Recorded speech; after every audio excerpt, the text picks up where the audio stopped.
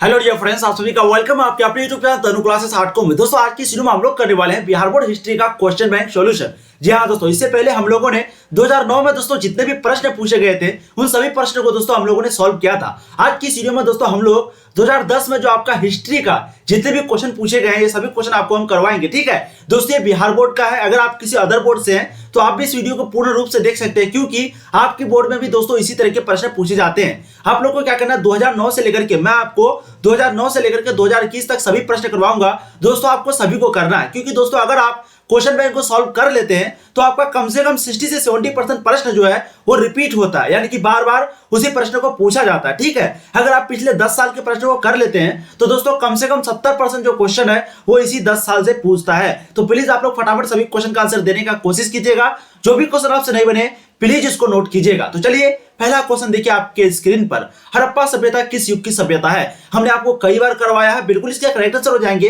वो है कांस्य युग की सभ्यता। ठीक है, तो हड़प्पा सभ्यता दोस्तों किस युग की सभ्यता है? वो है कांस्य युग की सभ्यता। कभी कभी आपको क्वेश्चन पूछ देगा कि हड़प्पा सभ्यता के आकार क्या है, तो बिल्कुल हम लोग जानते हैं त्रिभुजाकार है। ठीक है, हड़प्पा सभ्यता में कौन से धातु का खोज नहीं हुआ था? तो बिल्कुल हम लोग जानते हैं लोहा का खोज नहीं हुआ था। तो इस तरह के प्रश्न जो है आपके एग्जाम में बार बार पूछे जाते हैं। अगला प्रश्न देखिए क्वेश्चन नंबर 2। हास्य सभ्यता का सबसे बड़ा नगर कौन था? हास्य सभ्यता का सबसे बड़ा नगर कौन था? अब यहाँ पर बहुत सारे स्टूडेंट हैं जो कि कंफ्यूज हो जाएंगे, वो सोचेंगे कि हास्य सभ्यता है क्या। सबसे पहले तो ये बात है, देखिए चाहे हास्य सभ्यता आ जाए हड़प्पा सभ्यता आ जाए वो सभी एक ही है। ठीक है, बिल्कुल हड़प्पा सभ्यता का जो सबसे बड़ा नगर है वो कौन सा था? बिल्कुल हम लोग जानते हैं वो है मोहनजोदड़ो, यानी कि आपका ऑप्शन ए जो है करेक्ट आंसर हो जाएगा। तो बिल्कुल आप लोगों को कंफ्यूज नहीं होना है। तो बिल्कुल इसके करेक्ट आंसर हो जाएंगे दोस्तों वो है मोहनजोदड़ो। ठीक है, तो हास्य सभ्यता का जो सबसे बड़ा नगर है वो कौन सा है? वो है आपका मोहनजोदड़ो। कंफ्यूजन नहीं होना, बिल्कुल सही क्वेश्चन है आपका, 2010 में पूछा गया क्वेश्चन है। अब देखिए अगला प्रश्न क्वेश्चन नंबर 3। प्रसिद्ध ग्रंथ, आप लोग कई बार हम ये क्वेश्चन करा चुके हैं कि प्रसिद्ध ग्रंथ जिसका नाम है इंडिका, इसकी रचना किसने की, यानी कि इसके रचयिताकार कौन है? बिल्कुल इसका राइट आंसर हो जाएंगे वो है मेगास्थनीज। ठीक है, कौटिल्य जो है दोस्तों वो अर्थशास्त्र का है, अलबरीनी जो है वो किताबुल हिंद का है, और दोस्तों मेगास्थनीज जो है वो इंडिका का है। तो ये तीनों के बारे में कभी भी पूछा जाता है, तीनों को आपको याद रखना है। ठीक है, कौटिल्य हो गया अर्थशास्त्र, मेगास्थनीज हो गया इंडिका, अलबरीनी हो गया किताबुल हिंद। तो इस तरह के प्रश्न आपके एग्जाम में पूछे जाते हैं। फटाफट आप लोग सभी क्वेश्चन का आंसर देने का प्रयास कीजिएगा। देखिए अगला प्रश्न क्वेश्चन नंबर 4। पर्याक परशक्ति की रचना किसने की थी? पर्याक परशक्ति की रचना किसने की थी? कालिदास ने, बाणभट्ट ने, हरिसेन ने, पतंजलि ने। बिल्कुल दोस्तों 4 के राइट आंसर आपके हो जाएंगे वो है हरिसेन। ये भी क्वेश्चन आपको कई बार पूछे जा चुके हैं। पर्याक परशक्ति की जो रचना है वो हरिसेन ने की थी। ठीक है, देखिए अगला प्रश्न क्वेश्चन नंबर 5। भारतीय इतिहास का कौन सा काल स्वर्ण काल के नाम से जाना जाता है? मौर्य काल, गुप्त काल, मुगल काल या फिर अंग्रेजों का काल? तो भारतीय इतिहास का कौन सा काल जो कि स्वर्ण काल के नाम से जाना जाता है? एक वर्ड को आपको ध्यान में रखना है कि स्वर्ण काल। ठीक है, स्वर्ण काल दोस्तों कौन? बिल्कुल इसके करेक्ट आंसर आपके हो जाएंगे वो है गुप्त काल, यानी कि ऑप्शन बी जो है आपका राइट आंसर हो जाएंगे। तो भारतीय इतिहास के स्वर्ण काल जो है वो गुप्त काल, यानी कि स्वर्ण काल के नाम से गुप्त काल जाना जाता है। अगला प्रश्न देखिए क्वेश्चन नंबर 6। इससे पहले दोस्तों 2009 का क्वेश्चन बैंक करा दिया गया है। जो भी स्टूडेंट नहीं देखे हैं प्लीज आप यूट्यूब पे सर्च करेंगे 2009 क्वेश्चन बैंक हिस्ट्री तनु क्लासेस, तो आपको जो है नंबर 1 पे मिल जाएगा। आप लोग उसको भी जरूर देखिएगा। अगला प्रश्न देखिए, गुप्तों के काल में कौन चीनी यात्री भारत आया था? हम लोग जानते हैं, बिल्कुल इसके करेक्ट आंसर आपके हो जाएंगे वो है दोस्तों फाहियान। ठीक है, क्योंकि ये चीनी यात्री था फाहियान, वही जो है गुप्तों के काल में भारत आया था। तो ये क्वेश्चन आपको कई बार पूछे जा चुके हैं। अगला प्रश्न देखिए क्वेश्चन नंबर 7। महाभारत की रचना किस भाषा में हुई थी? महाभारत की रचना किस भाषा में हुई थी? बिल्कुल इसके करेक्ट आंसर हो जाएंगे वो है संस्कृत भाषा में। तो दोस्तों महाभारत की जो रचना है वो कौन सी भाषा में हुई थी? बिल्कुल राइट आंसर हो जाएंगे वो है संस्कृत भाषा में। अगला प्रश्न देखिए क्वेश्चन नंबर 8। महात्मा बुद्ध को ज्ञान की प्राप्ति कहां हुई थी? महात्मा बुद्ध के बारे में दोस्तों 2-3 क्वेश्चन पूछा जाता है। सबसे पहला महात्मा बुद्ध का जन्म कहां हुआ था, उसको ज्ञान की प्राप्ति कहां हुई थी? ठीक है, और वो जो है कौन से धर्म के प्रचारक थे? तो बिल्कुल बौद्ध धर्म के थे। बौद्ध धर्म से 2-3 चीज जुड़ा हुआ, जैसे कि मैंने आपको कई बार बता चुकी है। एक त्रिपिटक हो गया, एक आपका हीनयान हो गया, एक महायान हो गया। महायान क्वेश्चन पूछता है कि महायान जो है किससे रिलेटेड है, किससे संबंधित है? वो जो है बौद्ध धर्म से। ठीक है, लेकिन यहाँ पर क्वेश्चन पूछ रहा है कि बुद्ध को ज्ञान की प्राप्ति, शिक्षा की प्राप्ति कहां पर हुई थी? बिल्कुल इसका राइट आंसर हो जाएंगे वो है बोध गया में। ऑप्शन जो है आपके बी करेक्ट आंसर हो जाएंगे। ये भी क्वेश्चन आपको कई बार पूछे जा चुके हैं। अब अगला प्रश्न देखिए, श्वेतांबर और पीतांबर का जो संबंध है वो किससे है? ये भी क्वेश्चन हम आपको कई बार करवा चुके हैं। ठीक है, श्वेतांबर और दिगंबर, श्वेतांबर और पीतांबर ये किससे है? बिल्कुल हम लोग जानते हैं ये आपका जैन धर्म से संबंधित है। जैन धर्म की टोटल 2 शाखाएं हैं, एक आपका श्वेतांबर, एक आपका पीतांबर। ठीक है, और अगर आपको कभी कभी क्वेश्चन पूछ दे कि बौद्ध धर्म से, तो मैंने अभी आपको बताया एक आपका जो त्रिपिटक है, त्रिपिटक वो बौद्ध धर्म से। क्वेश्चन कई बार पूछे जा चुके हैं, इसलिए हम आपको बार बार ये चीज को बताते हैं। तो बौद्ध धर्म से आपका त्रिपिटक हो गया, और एक चीज हो गया हीनयान और महायान, और एक दो चीज है जो कि आगे आने वाले क्वेश्चन में बताएंगे। अगला प्रश्न देखिए क्वेश्चन नंबर 10, अशोक किस वंश का शासक था?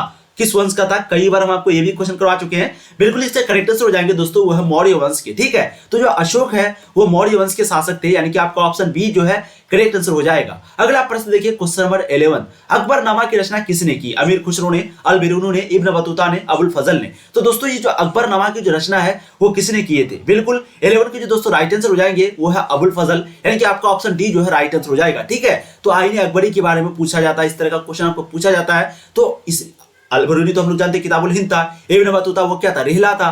क्वेश्चन आपको पूछा जाता है इब्न बतूता क्या था? रिहला का रचयिता था। अल बिरूनी जो किताबुल हिंद था। लेकिन अकबरनामा की जो रचना वो किसने की थी? बिल्कुल आपके राइट आंसर हो जाएंगे वो है अबुल फजल ने। अगला प्रश्न देखिए क्वेश्चन नंबर 12, कई बार एक क्वेश्चन आपको पूछे जा चुके हैं, पानीपत का प्रथम युद्ध किसके बीच हुआ था, कब हुआ था? द्वितीय विश्व युद्ध किसके बीच हुआ था, कब हुआ था? तो हम लोग जानते हैं पानीपत का जो प्रथम युद्ध है वो जो है बाबर और इब्राहिम लोदी के बीच हुआ था। बाबर और इब्राहिम लोदी के बीच हुआ था।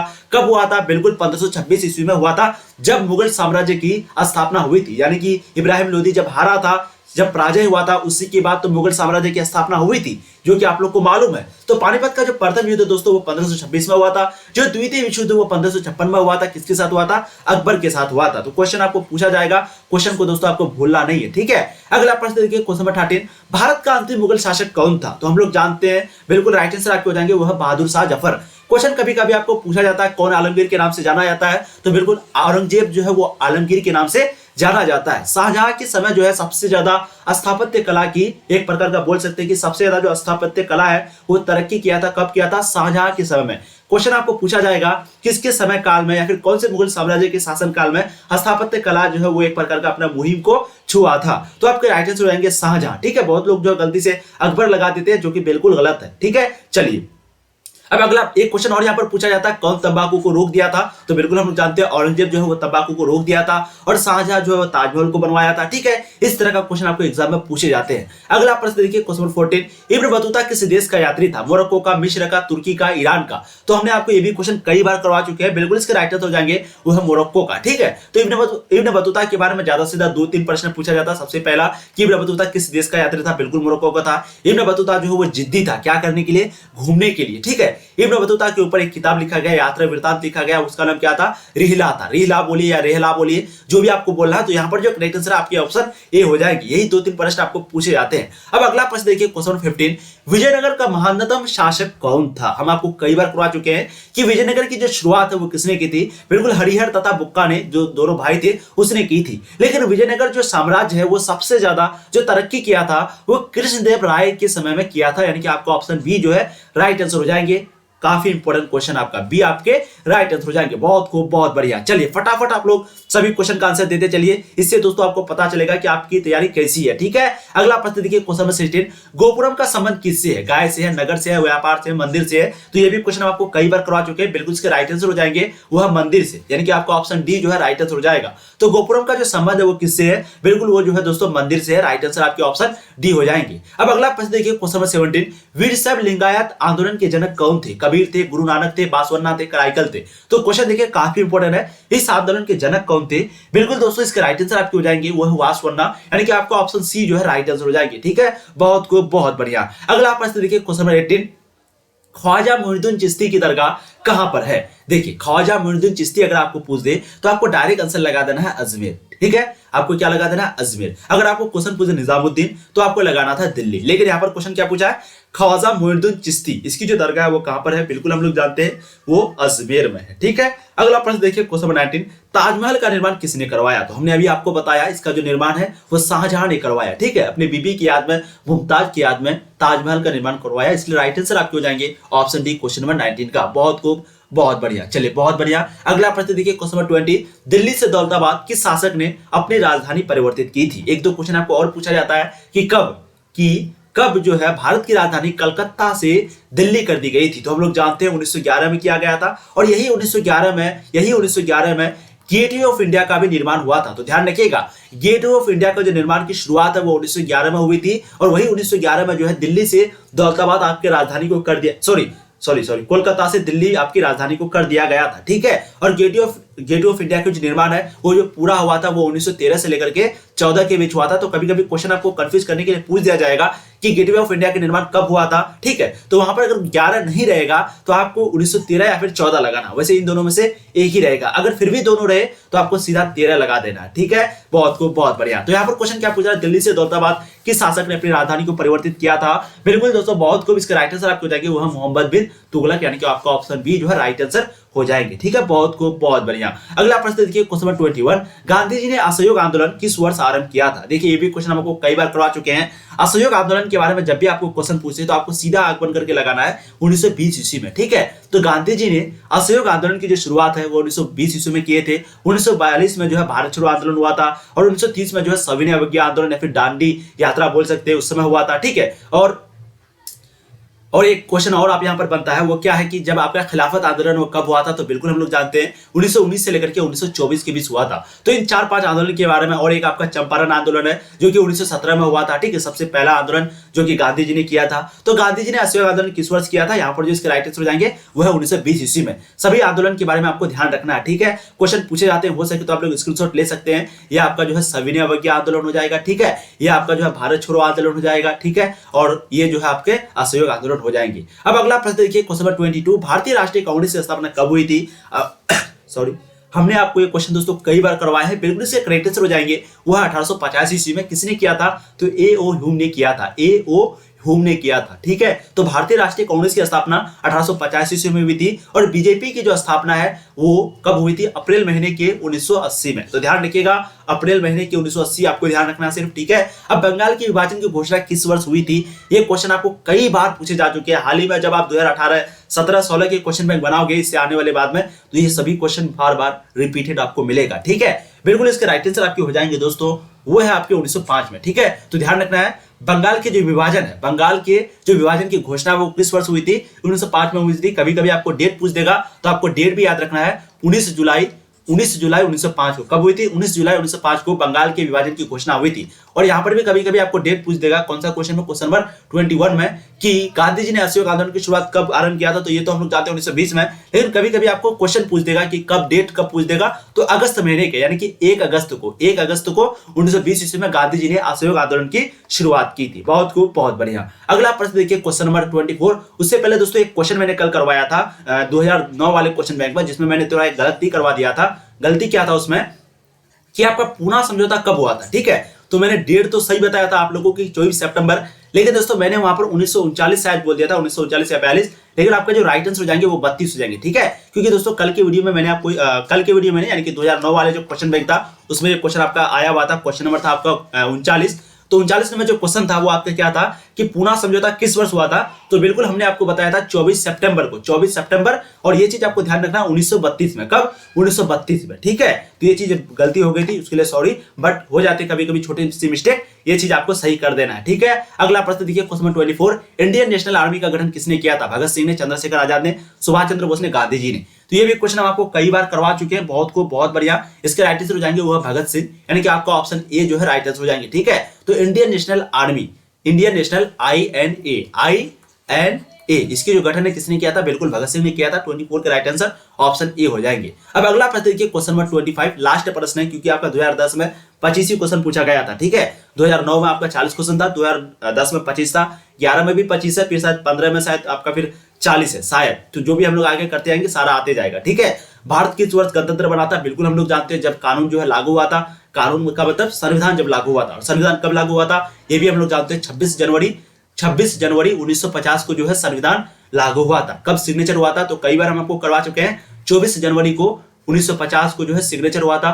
कब अंकीकृत किया गया था, तो बिल्कुल हम लोग जानते हैं 26 नवंबर 1949 को अंकीकृत किया गया था। तो भारत किस वर्ष गणतंत्र बना था, तो ये तो अब आपको आ ही गया होगा। इसके राइट आंसर हो जाएंगे 1950 में, इसी वर्ष जो है गणतंत्र बना था। अब देखिए कुछ सब्जेक्टिव क्वेश्चन में पूछे गए थे जो कि आपके एग्जाम में पूछे जाते हैं इसी तरह के प्रश्न। तो आप जो है इस क्वेश्चन भी एक बार पढ़ लीजिए और खुद से बनाने का कोशिश कीजिए, ठीक है। इससे जो इंपॉर्टेंट होगा मैं जरूर बनवाऊंगा, ठीक है। देखिए सभी प्रश्नों के उत्तर दीजिए।